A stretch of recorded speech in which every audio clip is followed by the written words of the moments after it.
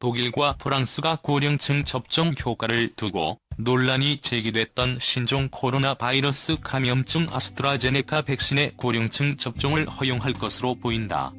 백신 공급량이 충분하지 않은 상황에서 이미 확보한 백신을 재고로 쌓아두어서는 안 된다는 인식이 커진 데다가 고령자와 관련한 아스트라제네카 백신 임상시험 자료가 추가로 확보됐다는 판단 때문인 것으로 보인다. 영국 언론 가디언 등에 따르면 독일 로베르트 코흐 연구소 예방접종위원회 토마스 메르텐스 위원장은 2월 27일 공영방송 ZDF에 출연해 아스트라제네카 백신 접종을 65세 이상에게도 허용 가능하며 곧 새로운 권고를 발표할 것이라고 밝혔다. 현재 독일은 아스트라제네카 백신의 경우 65세 이상 고령자에 대한 임상시험 자료가 충분하지 않다는 이유로 접종 연령을 18에서 64세로 권고한 상태다. 독일은 아스트라제네카 백신 초기 확보 물량 140만 회분 중 4분의 1 수준인 약 36만 회분만 소진됐고, 이로 인해 접종 일정의 차질을 빚고 있는 상황이다. 독일은 스코틀랜드에서 진행한 아스트라제네카 백신 임상시험 상세 결과를 기다리는 것으로 알려졌다. 최근 영국 에든버러대와 보건당국이 스코틀랜드에서 코로나19 백신 접종자 114만 명의 데이터를 일부 공개했는데, 코로나19 백신 접종 사례를 조사한 결과 1차 접종을 마친 경우 65에서 79세는 접종 5주 차에 입원 위험이 79% 줄었고, 80세 이상은 입원 위험이 81%로 더 크게 줄어든 것으로 나타났다. 고령층 75만 명이 포함된 자료로 스코틀랜드는 미국 화이자 백신과 아스트라제네카 백신을 접종 중이다. 두 백신 모두 고령층 효과가 있다는 의미다. 앞서 아스트라제네카 백신이 고령층 접종 효과에 의문을 나타냈던 에마뉘엘 마크롱 프랑스 대통령도 2월 25일 최근 과학계 연구에 비춰볼 때 아스트라제네카 백신의 효능은 입증됐다. 내 차례가 됐을 때 아스트라제네카 백신이 제공된다면 기꺼이 맞을 것이라고 했다. 독일서 백신 속도전 요구 쏟아져. 독일 내에서 방치되고 있는 아스트라제네카 코로나19 백신의 우선 접종 순위를 완화하고 모든 희망자에게 접종을 서두르라는 요구가 커지고 있다. 현재 독일에 공급된 AZ 백신 중 접종이 이루어진 물량은 16.5%에 불과하다. 앙겔라 메르켈 총리의 뒤를 이을 기독민주당, 기독사회당 연합 총리 후보 가운데 한 명인 마르쿠스 쥐더 바이에른주 지사 겸 기사당 대표는 28일 독일 빌트 암존탁과의 인터뷰에서 AZ 백신 중 남거나 버려야 하는 회분은 없어야 한다면서 원하는 사람은 누구에게든 접종해야 한다고 말했다. 그는 독일이 백신 접종에 속도를 내야 한다면서 하루하루가 중요하다고 말했다. 그는 백신 접종의 속도전을 내세웠다. 독일 전역에서 AZ 백신의 기존 우선 접종 순위를 완화해야 한다고 지적했다. 이에 더해 AZ 백신은 일반 가정의들이 나서서 접종해야 한다는 지적도 덧붙였다. 빈프리트 크레츠만 바덴비르텐베르크 주지사도 순번 대기자가 있는 백신의 접근권을 확대해야 한다고 입장을 밝혔다. 그는 현지 언론과의 인터뷰에서 백신이 희소하다면 우선순위를 지키는 것이 중요하다면서도 하지만 백신이 남아돈다면 접종하지 않은 채 내버려둬선 안 된다고 말했다. 그는 이런 상황에서는 엄격한 우선순위를 완화하고 아직 차례가 돌아오지 않은 사람들에게도 접종해야 한다고 강조했다.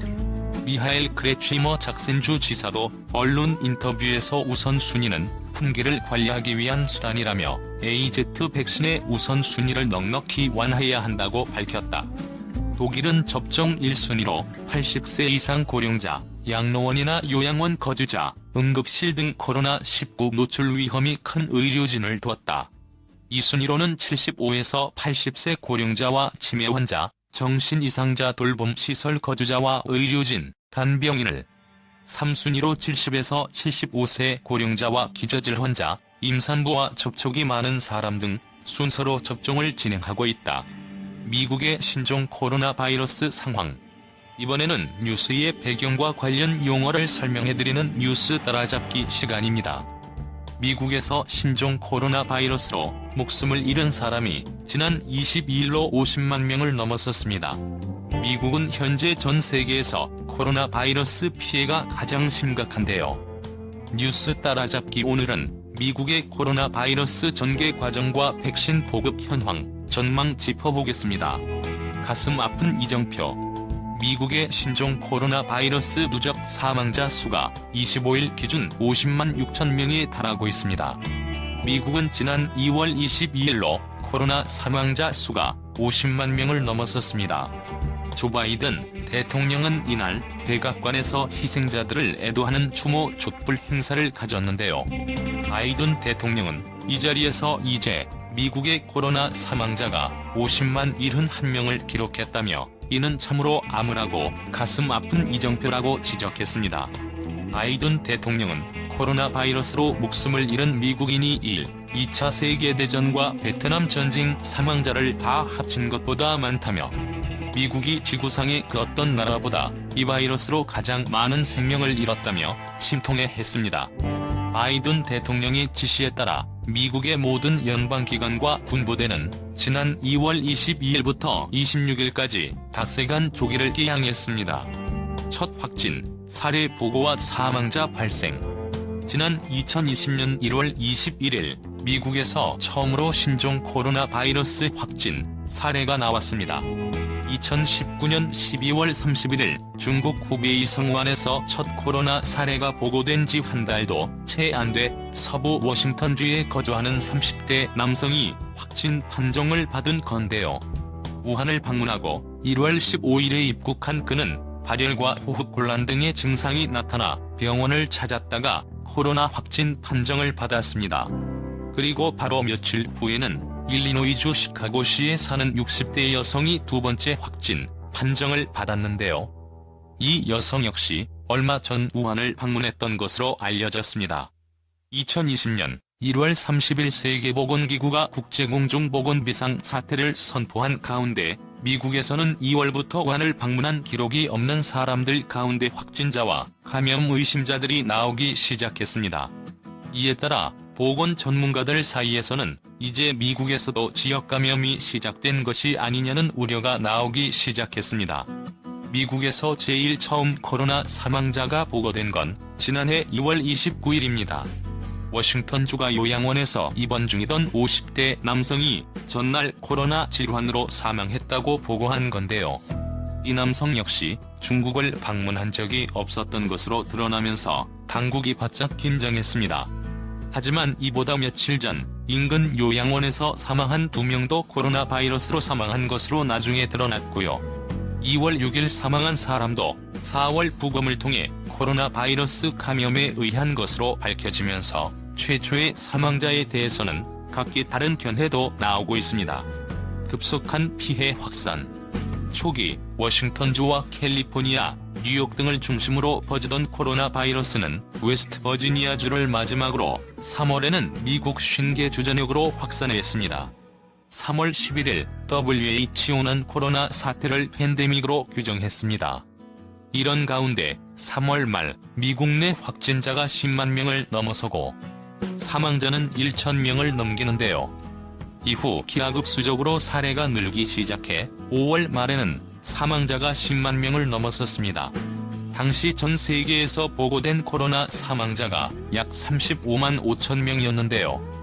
그러니까 약 3명 중 1명이 미국인이었던 셈입니다. 9월 들어 미국의 누적 사망자는 20만 명에 달했고 12월 30만 명, 올 1월 40만 명, 그리고 2월 50만 명으로 이어지며 한 달에 10만 명씩 늘어났습니다. 미국인 사망 원인 1위, 코로나 바이러스. 미국의 전체 인구는 약 3억 2,800만 명입니다. 현재 미국의 코로나 누적 확진자 수는 약 2,830만 명인데요. 이는 미국민 12명 가운데 1명꼴로 코로나에 감염된 적이 있다는 의미입니다. 또 50만 명이 사망했다는 것은 미국 남부 조지아주의 대도시인 애틀랜타 주민들이 통째로 다 사라졌다는 소리입니다.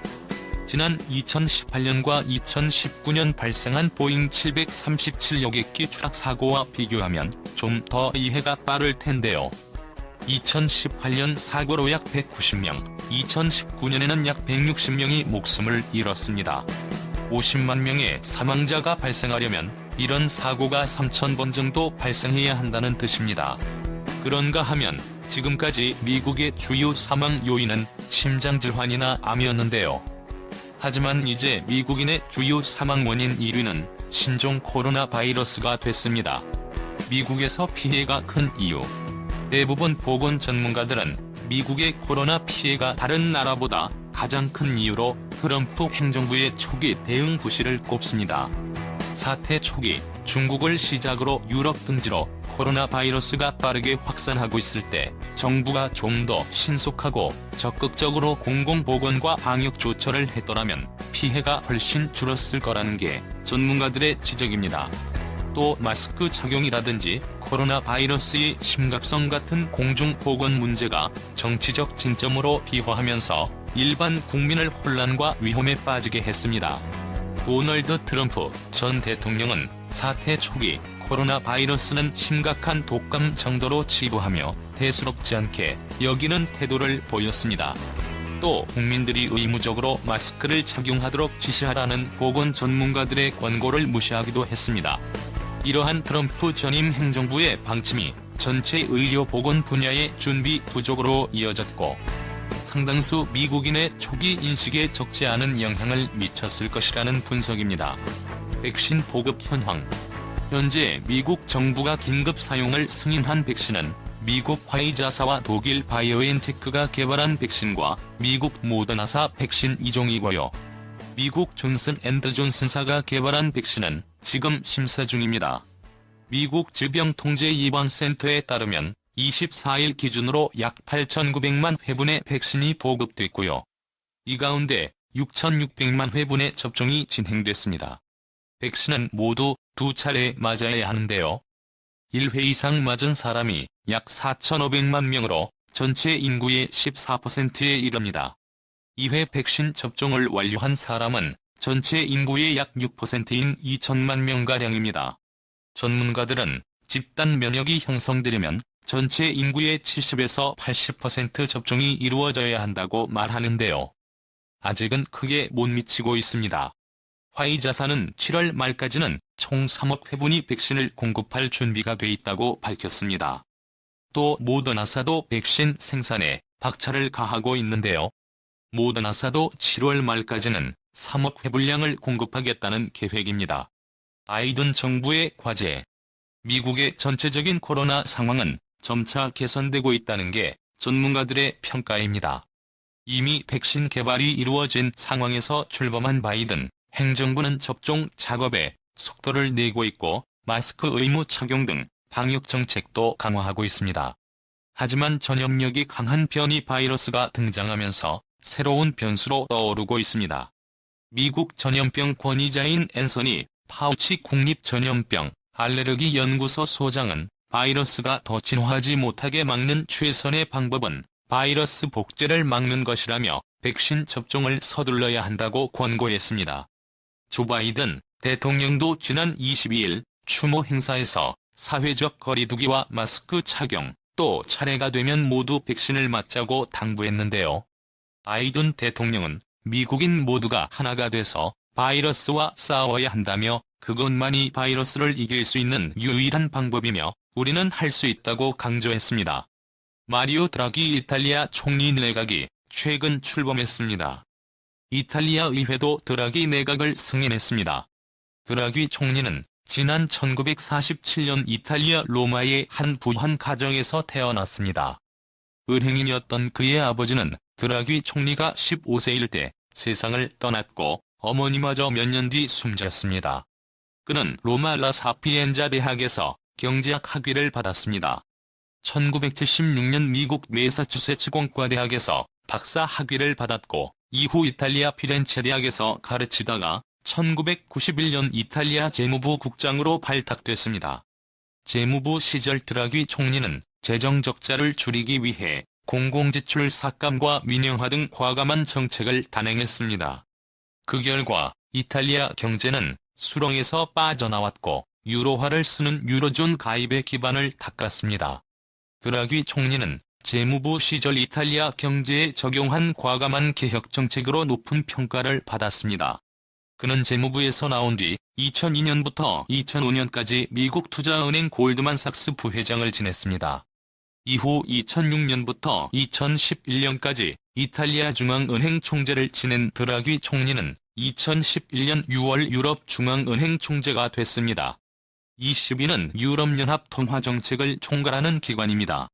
그는 남유럽의 재정 위기가 닥친 2012년 유로존 붕괴를 우려한 투자자들이 유럽 채권 매입을 꺼리자 유로를 지키기 위해 뭐든 할 준비가 돼 있다. 나를 믿어 달라라는 연설로 불신을 가라앉히고 유로존을 소생시켰습니다. 이 과정에서 그는 슈퍼 마리오라는 별명을 얻기도 했습니다. 현재 ECB가 시행하고 있는 국채 매입을 통한 양저간화 정책을 시작한 것도 드라기 전 총재 재임 때였습니다. 그는 8년 임기를 마치고 지난 2019년 10월에 물러났습니다. 최근까지 드라기 전 ECB 총재가 차기 이탈리아 총리가 될 것이라고 예상한 사람은 많지 않았습니다. 하지만 다수당인 오성운동당이 주도하던 연정이 무너지면서 상황이 달라졌습니다.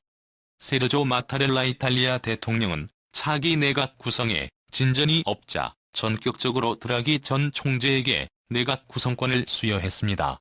마타렐라 대통령은 코로나 사태를 극복하고 정치 혼란을 이겨내려면 명망 있고 전문성을 갖춘 인물이 나라를 이끌어야 하는데 그 역할에 드라기만 한 인물이 없다고 판단한 것으로 알려졌습니다.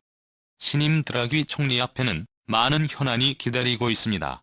특히 EU에서 제공한 코로나 회복 지원금 2,700억 달러를 어떻게 쓰느냐가 큰 쟁점입니다. 또 이탈리아 정치 세력 간 힘겨루기도 중요한 변수입니다. 드라기 총리 내각은 2차 세계대전 이후 이탈리아 안에서 출범한 67번째 내각입니다.